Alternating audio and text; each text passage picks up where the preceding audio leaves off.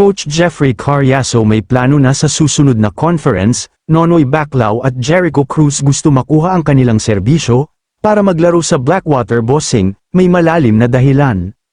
Pero bago ang lahat mga perkoy, inanyayahan ko kayo na sana suportahan nyo ang aking munting channel sa pag-like, comment at subscribe. Malaking tulong po yan para sa akin, pagpalain din sana kayo sa ating Panginoon, at sana marami ding blessings darating sa inyo. Salamat po. Mga perkoy, may bang shocking revelation na muna tayo. Ray Suerte ng Blackwater Bossing gusto din pala magpalagay sa trading block. May nag-convince pala na taga-ibang team sa PBA na balak siyang kunin, at lalakihan ng kanyang sahod plus bonus. Usap-usapan nga pala na naikwento nga nito na favorite team pala niya ang Barangay Ginebra.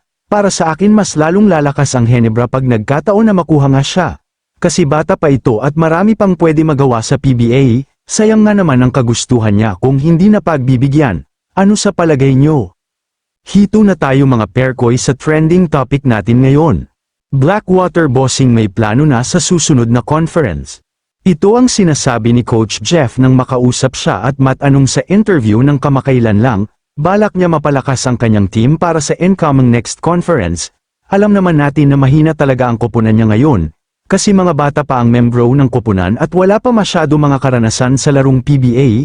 Binabalak nga niya kumukuha ng mga veteranong player para ma-guide ang mga baguhan at matulong din nga na makausad ang laro na makaabot kahit sa quarterfinal ay mas mabuti sa semis din daw. Ito nga ang dahilan kung kaya ninanais makuha niya ang dalawang manlalaro na subok na sa maraming pagkakataon. Ang tibay at determinasyon sa laro at kaya pangunahan ang buong team.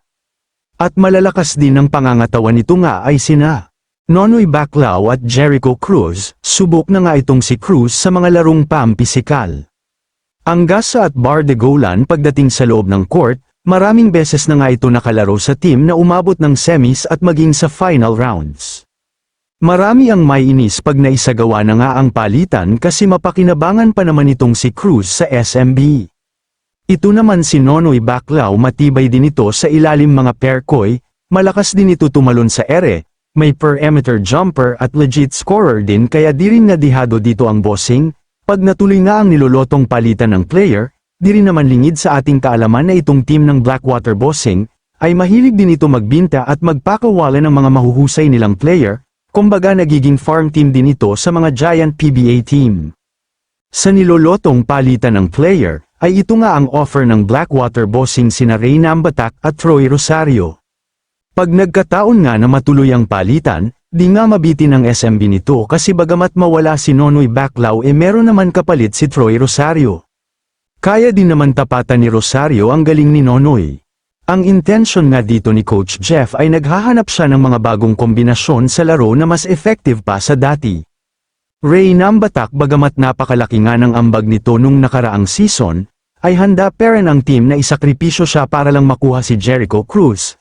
At ang second round pick ng SMB ngayong draft season, buenas din ang Beerman pag nagkataon kasi legit na point guard ang laro nitong si Nambatak, magagamit nga sa team pang palit ni Perez o di kaya Jimenez at maging si Romeo na may usap-usapan din na pakakawalan, at yung nga mga perkoy sana napasaya ko kayo, maraming salamat po.